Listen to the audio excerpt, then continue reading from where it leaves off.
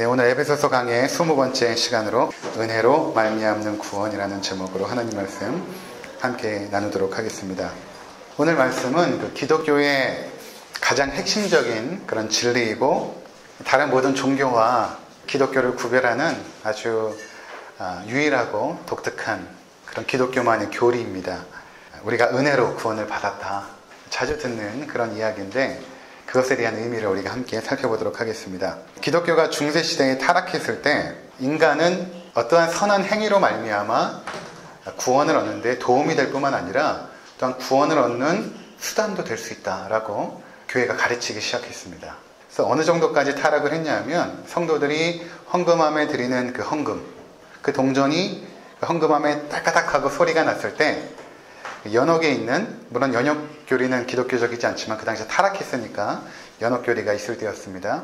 연옥에 있는 우리의 조상들이, 이미 죽은 믿음의 조상들이 천국으로 올라간다. 그렇게까지 강조를 하면서 인간에 드리는 헌금, 어떤 봉사, 구제 이런 것들에 대해서 굉장히 강조했던 시기가 있었죠. 근데 그때에 종교가 너무나 타락해지니까 은혜로 말미암아 구원을 얻는데 계속해서 어떤 인간 행위를 강조하여서 그것을 통하여서 교회는 건물을 크게 짓고 또 교육자들의 어떤 부귀와 권력들을 얻는 수단으로 자꾸만 세속화되어지니까 그때 루터라는 믿음의 사람이 95개조 반박문으로 지금까지 교회가 가르치는 모든 잘못된 부분들에 대해서 반박하기 시작합니다. 그러면서 종교개혁이 일어나기 시작하는데 그 루터로부터 시작된 그 종교개혁의 그 정신이 있습니다. 아주 중요한 세 가지 정신이 있는데 지금도 마찬가지로 우리 개혁교회들이 따라가고 있는 정신입니다. 세 가지의 솔라라는 단어로 압축할 수 있습니다. 그 솔라라는 단어는 오직이라는 뜻인데 첫 번째는 오직 믿음으로, 솔라 피데 해가지고 오직 믿음으로 구원 얻습니다. 두 번째가 솔라 그라티아 해서 오직 은혜로만 구원을 얻습니다. 세 번째가 솔라 스크립튜라 해서 오직 성경으로, 우리는 오직 성경으로 모든 진리를 받습니다 라는 이 세 가지의 정신을 강조했던 것입니다. 그러니까 여기서 나타나는 그 오직 은혜로, 이 정신은 지금도 너무나 중요한 기독교의 핵심을 이루고 있는, 우리 믿음의 근간을 이루고 있는 아주 중요한 진리인 것입니다. 이 진리를 지키기 위해서 많은 믿음의 사람들이 핍박과 고난을 받았던 것입니다. 근데 인간들은 오직 은혜로 구원을 받는다는 것에 대해서 별로 마음에 들어하지 않습니다. 참 이상하죠. 어찌하든지 나의 구원에 내가 무언가를 역할을 했으면 하는 마음이 있습니다. 그래서 기독교 안에서도 어떤 사람들이 있냐면 우리가 구원 얻는 것은 하나님께서 하시지만 인간들도 그 구원에 어느 정도 협력을 한다라고 말하는 협력설도 있습니다. 하나님이 구원하시지만 우리 인간들도 그 구원에 조력하고 협력하고 어떤 역할을 해야 우리의 구원이 이루어진다. 그렇게 주장하는 사람도 있습니다. 예수님 당시 바리새인들은 누가 보아도 종교적으로 굉장히 신실했던 사람들입니다. 이 바리새파 운동이라는 것은 예수님이 오시기 7, 80년 전부터 일어났던 그런 운동이었는데 어떤 운동이냐면 이 구약에 나타나 있는 모든 율법들 있지 않습니까? 특별히 하나님을 예배하는 그 제사법들, 그 안에서 이루어지는 모든 거룩한 행위들, 그러한 것들을 제사장들만 하는 것이 아니라 우리 일반 사람들도 우리의 생활의 영역에서, 일반적인 생활의 영역에서 하나님의 그 거룩함의 행실들을 나타내자. 그래서 우리가 하나님을 기쁘시게 하는 삶을 살자 라고 했던 것이 이 바리새파 운동의 시작입니다. 이 바리새파라는 것은 그 분리주의자, 구별주의자라는 의미가 있거든요. 그러니까 이 세속화된 이 더러운 세상과 구별하여서 우리가 정결하고 거룩한 하나님의 백성으로 살아가자. 이것을 일상적인 삶의 영역에서부터 실천하자. 우리가 음식을 먹을 때도 거룩하게 먹고 말을 할 때도 거룩하게 하고 이런 어떤 거룩함의 행실들을 쌓아나가자 라고 했던 것이 이 바리새파 운동의 시작입니다. 그러니까 굉장히 좋은 운동이죠. 자, 그래서 그들은 구약의 율법을 철저하게 세분하여서 특별히 정결법 하나만도 613가지로 세분하여서 아주 거룩하게 그것을 지켜나가기 시작했습니다. 근데 예수님께서 이 땅에 오셔서 이 바리새인들을 보시면서 뭐라고 말씀하셨냐면 화 있을진저 너희에게 화가 있도다. 이렇게 강하게 책망하신 것입니다. 왜 그렇게 하셨을까? 거룩하고 정결하게 살기 위해서 노력하는 자들을 격려해주고 칭찬해주지는 못할 망정 어떤 때는 그들을 향하여 너희는 독사의 자식이다, 이렇게 말하시기도 하고, 때로는 너희는 외식하는 자들이다, 너희는 마귀의 자식이다, 이렇게 말씀을 하신 것입니다. 그들에게 무엇이 잘못된 것이었을까요? 당시 부당하게 세금을 매겨서 그 세금을 가지고 호의호식하고 권력을 누렸던 세리들, 그들을 예수님은 품어주십니다. 또 그 당시에 자신의 몸을 팔아서 생계를 유지하고 살았던 창기들도 예수님은 품에 안으셨습니다. 그런데 어떻게 하나님 말씀을 따르고 순종하고자 애쓰고 노력하는 바리새인을 향하여서는 너희가 독사의 자식이다, 마귀의 자식이다, 이렇게 냉혹하게 그들을 정죄하셨을까? 예수님께서 십자가를 지게 된 원인도 사실은 그 당시에 그런 종교 권력자들의 심기를 불편하게 한 이유도 있었습니다. 그러니까 우리가 은혜로만 구원을 받는다는 것을 우리 인간들이 받아들이기에는 참 쉽지가 않습니다. 우리는 지금 당연하게 생각하지만 때로는 그것이 참 어렵다라는 것입니다. 왜냐하면 우리가 하나님의 은혜만을 간구할 수밖에 없는 그런 자리에 서기 위해서는 첫 번째로 뭘 인정해야 되냐면 내 자신이 전적으로 타락한 죄인임을 인정해야 됩니다. 이것을 인정하지 않으면 우리는 은혜를 간구하지 않거든요. 그러니까 그 당시에 바리새인들은 하나님 앞에서 자신들이 어느 정도 의롭다라고 생각을 했기 때문에 예수님이 이 땅에 오셔서 너희가 하나님을 떠난 타락한 죄인이라는 그 선포에 그들은 견디지 못한 것입니다. 우리가 에베소서 2장 1절부터 선포된 말씀을 보면 너희는 허물과 죄로 죽은 존재들이다. 마귀를 따라다녔고 욕심을 따라다녔고 머리끝에서부터 발끝까지 죄와 허물로 다 죽어버린 전적으로 타락한 존재들이 바로 우리입니다. 그래서 우리가 우리의 능력과 지혜와 노력으로는 결코 구원을 얻을 수가 없거든요. 근데 그것을 인정하는 것이 어렵다는 것입니다. 그래도 나는 좀 배운 사람이고 교양도 있고 인격도 있고 그런 사람인데 내가 어떻게 저 세상의 세리와 창기와 같은 죄인인가 인정하기가 어렵습니다. 제가 설교를 준비하면서 어저께 KBS 뉴스에 나와 있는 그 사회면을 잠깐 봤는데 그 사회면에 3가지 뉴스가 올라가 있는데 다 간담을 서늘하게 하는 뉴스입니다. 21살 된 아빠와 18살 된 엄마가 부부싸움하고 7개월 된 아이를 방치하여서 아이가 굶어서 죽은 것입니다. 외할아버지가 와서 상자에 있는 그 시신을 보고 경찰에 신고하였고 그 사실이 알려진 거죠. 그런 어떤 인간의 그 죄성, 그리고 엄마는 SNS를 하면서 밤에 술을 마시고 요새 힘들다, 아이는 죽어 있는데 그런 것을 사진에 올려놓고, 한 아내가 전 남편을 36세로 기억하는데 전 남편을 제주도 펜션에서 살해하고 그 시신을 토막내어서 완도로가는 배편에서 이곳저곳으로 던져버렸습니다. 지금 뭐 청와대 게시판에는 이 여자를 사형 선고해야 된다, 사형을 시켜야 된다, 그 죄질이 약하기 때문에. 이런 뉴스들. 그리고 자기의 형을 50대 남성이 자기의 형을 대낮에 칼로 죽인 사건.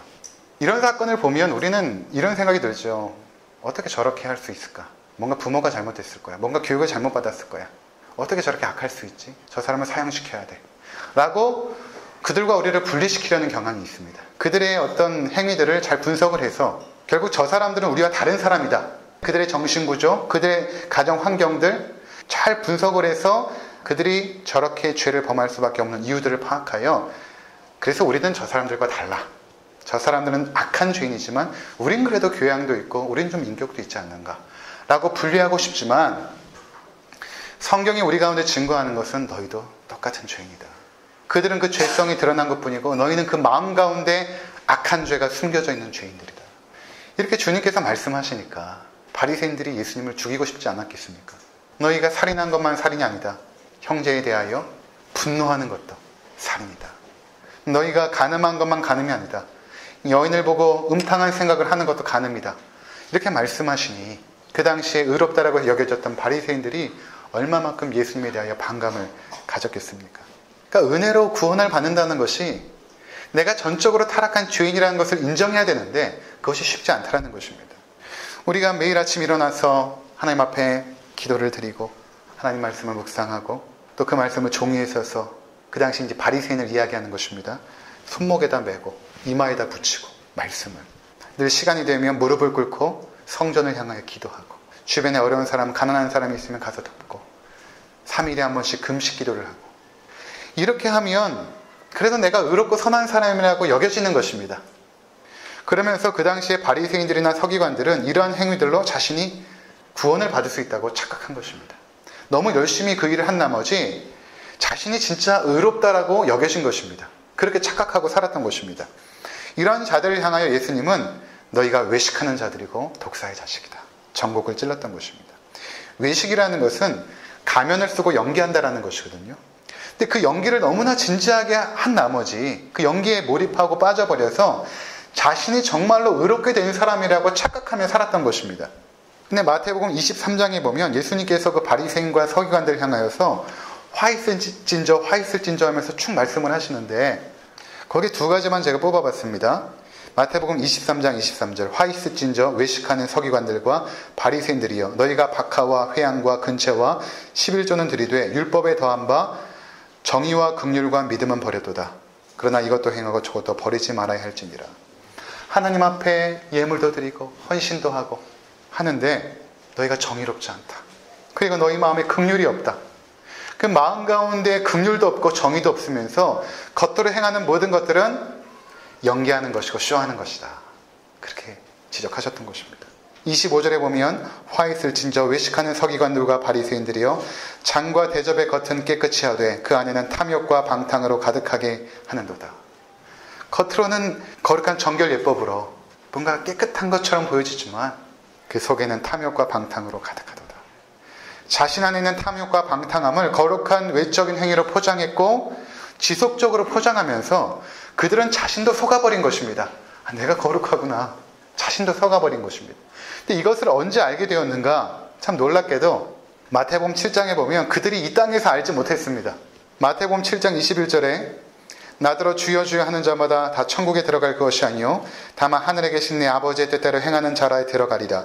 그날에 많은 사람이 나더러 이르되 주여 주여 우리가 주의 이름으로 선지자 노릇하며 주의 이름으로 귀신을 쫓아내며 주의 이름으로 많은 권능을 행하지 아니하였나이까 하리니 그때 내가 그들에게 밝히 말하되 내가 너희를 도무지 알지 못하니 불법을 행하는 자들아 내게서 떠나가라 하리라. 주님 주님 불렀던 자들이고 선지자 노릇했다라는 것은 하나님 말씀을 전했다는 것이고 주의 이름으로 귀신도 내어쫓고 권능을 행했다는 것입니다. 우리 주변에 그런 사람들 있지 않습니까? 주님의 이름을 부르고 기도도 하고 때로는 방언도 하고 금식도 하고 때로는 주의 이름으로 권능도 펼치는 그런 사람들. 주의 말씀을 전하기도 하고. 근데 그때라는 것은 무슨 말씀이냐면 심판의 때입니다. 그때에 내가 그들에게 밝히 말하되 주님께서 그들에게 이렇게 말씀하십니다. 내가 너희를 도무지 알지 못한다. 불법을 행하는 자들아 내게서 떠나가라. 도대체 어떻게 된 것입니까? 그때까지 이들은 몰랐던 것입니다. 자신이 불법을 행하는지도 몰랐던 것입니다. 자신이 전적으로 타락한 죄인이라는 사실을 알지 못하면 우리는 은혜를 구하지 않습니다. 오히려 은혜를 말하면 격분하고 분노합니다. 그래도 내가 어느 정도 쌓아놓은 행실이 있는데 그런 자들을 향하여 전적으로 타락한 구원에 있어서 무능한 죄인이라고 선포할 때 우린 듣기가 싫죠. 그래서 예수님 당시에 예루살렘에 예수님께서 입성하실 때에 그 성 안에 있는 많은 사람들이 호산나 다윗의 자손이여 하고 예수님을 찬양하지 않았습니까? 불과 며칠 후에 그 찬양했던 입술들이 하나씩 돌을 들어 예수님에게 던지기 시작합니다. 그리고 예수님을 향하여 십자가에 못 박으소서. 왜 그랬을까? 거기 우리 모습이 있거든요. 예수님께서 그들을 향하여 그들의 전적으로 타락한 죄를 폭로해내시니까 그들은 참을 수가 없었던 것입니다. 우리 안에 숨겨진 죄악을 폭로해내신 예수님을 향하여 그들은 참을 수가 없어 돌을 던진 것입니다. 십자가에 못 박으소서. 여러분들은 어떠십니까? 하나님 앞에서 내가 전적으로 타락한 죄인임을 내가 인정하십니까? 아니면 나는 인격도 있고 교양도 있고 그 누구에게 피해준 일도 없고 그동안 법 없이도 살 수 있을 만큼 내가 교양인인데 그렇게 생각하십니까? 좋은 일도 많이 해서 어느 정도 괜찮은 사람이라고 여겨지십니까? 누가복음 18장에 보면 우리가 잘 아는 삭개오 이야기가 등장합니다. 오늘 이 삭개오 이야기를 할 텐데 그 삭개오 이야기를 이해하기 위해서는 이 전에 17장에 등장하는 두 가지 사건을 먼저 이해를 해야 됩니다. 그래야 이 삭개오 이야기가 이해가 되어집니다. 우리가 중요한 말씀이기 때문에 잠깐 살펴보도록 하겠습니다. 누가복음 18장 9절부터 우리 14절까지 누가복음 18장 9절부터 14절 함께 읽도록 하겠습니다. 또 자기를 의롭다고 믿고 다른 사람을 멸시하는 자들에게 이 비유로 말씀하시되 두 사람이 기도하러 성전에 올라가니 하나는 바리새인이요 하나는 세리라. 바리새인은 서서 따로 기도하여 이르되 하나님이여 나는 다른 사람들 곧 토색, 불의, 간음하는 자들과 같지 아니하고 이 세리와도 같지 아니함을 감사하나이다. 나는 일에 2번씩 금식하고 또 소득의 11조를 드리나이다 하고 세리는 멀리 서서 감히 눈을 들어 하늘을 쳐다보지도 못하고 다만 가슴을 치며 이르되 하나님이여 불쌍히 여기소서 나는 죄인이로소이다 하였느니라. 내가 너에게 이르노니 이에 저 바리새인이 아니고 이 사람이 의롭다 하심을 받고 그의 집으로 내려갔느니라. 무릇 자기를 높이는 자는 낮아지고 자기를 낮추는 자는 높아지리라 하시니라. 아멘. 두 사람이 등장하죠. 비유로 말씀하십니다. 한 사람은 자신이 의롭다라고 여기는 바리새인. 그가 말하죠. 하나님 감사합니다. 저 세리와 같지 않으면 감사합니다. 나는 토색. 토색이라는 것은 불로소득입니다. 불의도 행치 아니하고 간음도 행하지 아니하고 세리와 같지 않으면 감사합니다. 저는 일에 2번씩 금식하고 소득의 11조를 드립니다. 하나님 앞에 기도합니다. 근데 또 저 멀리서 저쪽 멀리 성전에 가까이 가지도 못하죠. 저쪽 뒤에서 세리가 가슴을 치면서 하늘 향하여 눈을 들지도 못하고 하나님 저는 죄인입니다. 통회하고 자복하고 있습니다. 그때 주님의 평가가 무엇입니까? 누가 의로운가? 저 바리새인이 아니다. 저 바리새인이 아니다. 오히려 저 세리가 의롭다 라고 말하십니다. 어떻게 그것이 가능한 것입니까? 의롭게 되는 것은 인간의 노력으로 되는 것이 아니라는 것입니다. 오히려 하나님의 은혜가 임하는 저 세리가 오히려 의로운 것이다 말씀하시는 것입니다. 이렇게 이 비유를 끝나고 나서 누가복음의 저자는 한 사건을 소개합니다. 어떤 사건이냐면 한 관원이 예수님을 찾아옵니다. 그래서 뭐라고 말하냐면 18절 한번 보시기 바랍니다. 18장 18절. 어떤 관리가 물어 이르되 선한 선생님이여 내가 무엇을 하여야 영생을 얻으리이까? 예수께서 이르시되 내가 어찌하여 나를 선하다 일컫느냐? 하나님 한 분 외에는 선한 이가 없느니라. 내가 계명을 하나니 간음하지 말라, 살인하지 말라, 도둑질하지 말라, 거짓 증언하지 말라, 내 부모를 공경하라 하느니라. 여짜오되 이것은 내가 어려서부터 다 지켰나이다. 예수께서 이 말을 들으시고 이르시되 내가 아직 한 가지 부족한 것이 있으니 내게 있는 것을 다 팔아 가난한 자들에게 나눠주라. 그리하면 하늘에서 내게 보화가 있으리라. 그리고 와서 나를 따르라 하시니 그 사람이 큰 부자이므로 이 말씀을 듣고 심히 근심하더라. 예수께서 그를 보시고 이르시되 재물이 있는 자는 하나님의 나라에 들어가기가 얼마나 어려운지 낙타가 바늘귀로 들어가는 것이 부자가 하나님의 나라에 들어가는 것보다 쉬우니라 하시니 듣는 자들이 이르되 그런즉 누가 구원을 얻을 수 있나이까? 이르시되 무릇 사람이 할 수 없는 것을 하나님은 하실 수 있느니라. 여기까지 보겠습니다. 이 관원인데 부자입니다. 어려서부터 십계명을 다 지켰다라고 말합니다. 예수님께서 네 소유를 다 팔아 가난한 자들에게 두고 나를 따르라. 그때 그가 심히 근심합니다. 그 안에 있는 그 마음의 중심 안에 있는 탐욕의 죄를 주님께서 보시고 지적하신 것이죠. 그렇게 못하는 것입니다. 그러면서 말씀하시죠.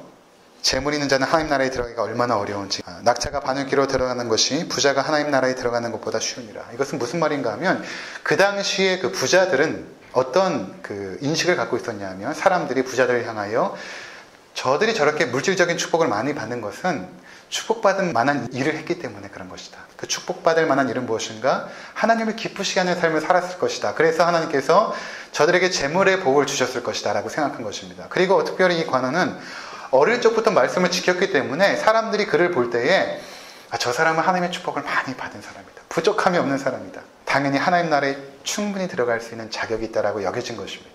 그런데 예수님께서 그를 향하여 뭐라고 말씀하시냐면 부자가 하나님 나라에 들어가는 것은 낙타가 바늘귀로 들어가는 것보다 어렵다. 단순히 부함이 문제가 아닙니다. 부함이 문제가 아니라 그 당시에 사람들이 생각했던 고정관념, 이 땅에 착한 일을 많이 하고 선한 일을 많이 해서 하나님의 축복을 받은 사람은 당연히 천국에 들어갈 것이다. 그것을 의지했던 사람들, 자신의 선한 행위를 의지했던 사람들, 그들은 결단코 천국에 들어가지 못한다. 그러니까 사람들이 묻습니다. 그러면 도대체 누가 천국에 들어갑니까? 누가 천국에 들어갈 수 있습니까? 저렇게 축복받은 사람도 천국에 들어가지 못하면 누가 들어갈 수 있습니까? 사람의 노력으로는 안 된다는 것입니다. 인간이 그 어떤 노력을 해도 천국에 들어갈 수 없다는 것입니다. 그러나 하나님만이 하실 수 있다. 오직 하나님만이 너희의 구원을 이룰 수 있다. 그리고 나서 19장에 삭개오 이야기가 등장합니다. 예수님께서 무화과 나무 가운데 올라가 있는 삭개오에게 찾아오십니다. 삭개오는 우리가 잘 아는 것처럼 세리입니다. 많은 사람들이 그를 배척하고 따돌렸습니다. 그는 죄인의 대명사였습니다. 그가 주님을 보기 위해 나무 위에 올라갔고 주님은 그를 찾아오십니다. 그리고 주님께서 그에게 말씀하세요. 내가 오늘 내 집에 유하여야 하겠다. 그리고 삭개오 집에 갑니다. 삭개와 함께 식탁에 앉으셔서 음식을 먹고 과일도 먹고 포도주도 드시면서 그와 즐거운 시간을 보내십니다. 웃기도 하시고 농담도 하시고 찬양도 하고 때론 춤도 추면서 삭개오와 파티를 벌이십니다. 밖에 있는 사람들이 수군거리기 시작하죠.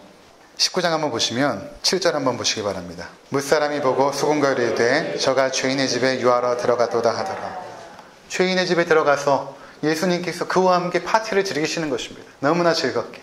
근데 갑자기 삭개오가 한참 파티가 무르익었을 때 잠깐 사람들을 조용히 시키고 주목을 시킵니다. 여러분 잠깐만 조용해 주십시오. 제 얘기를 들어보십시오. 그러더니 그 자리에서 일어나서 이런 말을 합니다. 8절 한번 보시기 바랍니다. 19장 8절 함께 읽겠습니다.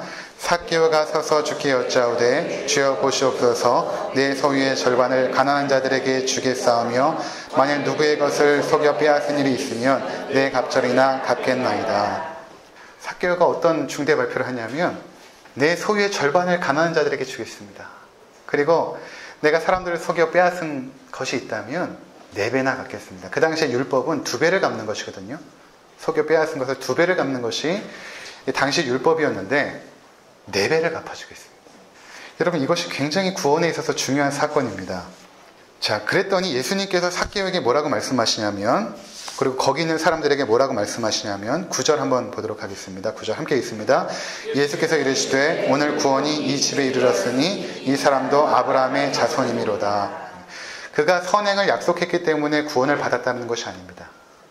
그는 예수님께서 자신의 집에 오실 때 은혜를 받은 것입니다. 하늘 보좌를 버리고 이 땅에 인간이 되어서 이 땅에 오신 예수님, 그분께서 나무 위에 올라와 있던 자신을 찾아오신 것입니다. 그리고 예수님은 그에게 아무 말씀도 하지 않으셨습니다. 네가 왜 그동안 사람들의 돈을 속여 빼앗았느냐? 왜 이렇게 욕심을 내며 살았느냐? 왜 네가 세리로 이 세상에 살았느냐?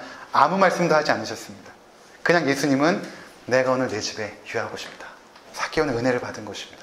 그리고 예수님과 함께 즐거운 파티를 열면서 그는 그 하늘 보좌를 버리고 이 땅에 오신 그 예수님의 은혜를 그는 누리기 시작합니다. 예수님께서 나와 함께 계시고, 그러면서 그는 자신의 죄를 깨닫게 됩니다. 어떻게 할 수 있냐면 내가 사람들의 돈을 속여 빼앗은 일이 있으면 이라고 고백함으로 자신의 죄를 회개하는 것입니다. 그럼 내가 4배나 갚겠습니다. 회개에 합당한 열매를 맺고 있는 것입니다. 회개는 메타노미아죠. 삶의 방향을 나의 유익과 욕망을 따라 살던 삶에서 완전히 돌려서 유턴하여서 하나님의 영광을 위한 삶으로 돌이킬 때 이것을 회개라고 말합니다.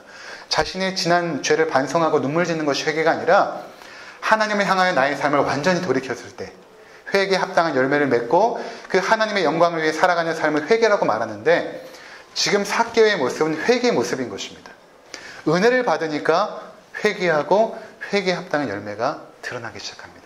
그러니까 예수님께서 뭐라고 말씀하시냐면, 봐라, 하나님의 은혜를 받으니까 그가 회개하여 하나님의 자녀가 되지 않았느냐 라고 말씀하시는 것입니다. 여러분 18장에 나타나 있는 바리새인의 모습을 한번 비교해 보십시오. 그 부자 관원의 모습과 한번 삭개오를 비교해 보십시오. 지금 삭개오는 바늘귀로 통과한 부자가 된 것입니다. 어떻게 가능합니까? 하나님의 은혜가 그리스도를 통하여 임할 때 그들 가운데 선한 행실과 구원에 대한 열매들이 맺혀지기 시작한다는 것입니다. 다시 에베소서 2장으로 여러분 오시기 바랍니다. 보시면 우리가 구원받은 것은 은혜에 의하여 믿음으로 말미암아 구원을 받습니다. 은혜라는 것은 받을 자격이 없는 자에게 부어지는 선물입니다. 받을 자격이 없어요. 그런데 하나님께서 그들에게 대가 없는 선물을 주시죠. 저항할 수 없는 선물입니다. 그냥 우리에게 부어주십니다. 이것을 불가항력적인 은혜라 이렇게 말합니다. 불가항력적인 은혜를 부어주십니다. 근데 이 구원이 하나님의 선물이라 행위에서 난 것이 아니니 이는 누구든지 자랑하지 못하게 함이라. 자랑할 수가 없죠. 우리가 죄인 되었을 때에 그리스도께서 우리를 위하여 죽으심으로 하나님의 사랑을 확증해 주셨는데, 그때 내가 선한 행위를 해서 사랑받을 만한 짓을 해서 사랑을 받은 게 아닌데 누가 자랑할 수 있겠습니까? 그래서 여러분, 우리 주변에 믿지 않는 자들도 여러분 정죄할 수 없습니다. 그들과 내가 다른 게 없어요. 그냥 나도 저들과 똑같은 죄인인데 나는 은혜를 받은 것 뿐입니다. 그리고 하나님께서 그들에게 은혜 주시면 언제든지 그들도 회개하여 하나님의 백성이 될 수 있습니다. 그래서 여러분, 우리 주변에 우리와 믿음이 다르고 때로는 죄악된 길로 걸어가는 사람도 우리가 함부로 정죄할 수 없는 것이죠. 나도 똑같은 죄인이었는데 나에게 은혜가 부어졌고, 그래도 하나님께서 은혜를 부어주시면 언제든지 하나님의 자녀가 될 수 있는 것입니다. 그래서 10절에 보시면 우리는 그가 만드신 바라 원어로 포이에마, 하나님의 손으로 만든 걸작품. 너희들은 하나님의 손으로 만든 걸작품이다. 그리스도 예수 안에서 선한 일을 위하여 지으심을 받은 자니, 우리가 하나님의 선한 일을 위하여 지으심을 받은 것입니다. 그런데 이 선한 일은 어떤 일이냐면, 우리가 선한 일을 통해서 구원을 받는 것이 아니라 은혜를 받으면, 삭개오처럼 은혜를 받으면 우리 안에 자발적으로 기쁨으로 선한 행위가 나옵니다.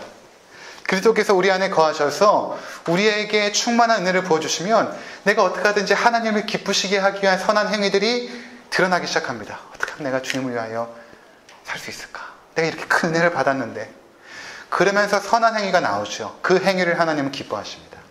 그런데 그것이 아니라 뭔가 내가 노력해서 선한 행위를 통하여 하나님의 은혜를 받고자 하는 것들은 하나님은 불법을 행하는 자들아, 내게서 떠나가라 하십니다. 이 순서를 우리가 잘 알아야 됩니다. 삭개오의 선한 행위를 하나님은 기뻐하시죠. 그러나 그 부자 관원, 그리고 그 바리새인, 그들을 향한 하나님은 불법을 행하는 자들아, 내게서 떠나가라. 사랑하는 성도 여러분, 우리가 구원받은 것은 나의 어떠함 때문에 된 것이 아닙니다. 우리가 자신의 죄로 인해서 가슴을 치는 세리의 자리로 내려가지 않으면 우리는 구원받을 수 없습니다. 우리가 삭개오처럼 자신의 모든 부함과 모든 것들이 풍족함에도 불구하고 여전히 만족함이 없고, 여전히 뭔가 불안하고, 여전히 외롭고, 여전히 삶이 허무하고, 여전히 인생이 무의미하고, 이것을 철저하게 깨닫는 자리로 내려가지 않으면 우리는 은혜가 무엇인지 알지 못합니다. 그래서 바울은 로마서에서 죄가 더한 곳에 은혜가 더한다. 너희가 너희 안에 있는 그 죄악들과 철저히 무능함을 깨달을수록 하나님의 은혜의 깊이와 그 넓이는 너희에게 더 넘칠 것이다, 말씀하시는 것입니다. 주님께서 삭개오를 찾아오셨듯 허무한 인생 가운데 살던 여러분 한 사람 한 사람 가운데 찾아오신 것입니다. 우리가 찾아간 것이 아닙니다. 주님께서 삭개오를 찾아오듯 우리 한 사람 한 사람을 찾아오신 것입니다. 그리고 우리와 함께 거하기를 기뻐하셨습니다. 여러분에게 아무것도 묻지 않으십니다. 왜 과거에 그렇게 살았는지, 왜 그때 그렇게 못쓸 짓을 했는지, 그건 묻지 않으십니다. 그리고 그냥 내가 너를 사랑한다고, 내가 너를 다 용납했다라고 말씀하십니다. 그리고 됐다라고 말씀하십니다. 그 은혜를 받으면 우리 안에 하나님을 향한 그 사랑에 대한 감격으로 선한 행위들이 나타나기 시작하는 것이죠. 하나님은 우리와 함께 거하시기를 기뻐하십니다. 우리를 위하여 아들까지 내어주신 하나님께서 무엇을 주지 않겠습니까? 은혜를 물붓듯이 부어주시는 것입니다. 이 땅에서 우리는 은혜로 살아가는 자들입니다. 평생 그렇게 살 것이고, 저 영원한 천국에 들어갔을 때 그 은혜를 주신 하나님 앞에 감사하며 무릎을 꿇으며 찬양하게 될 날이 이제 곧 오실 것입니다. 기도하겠습니다.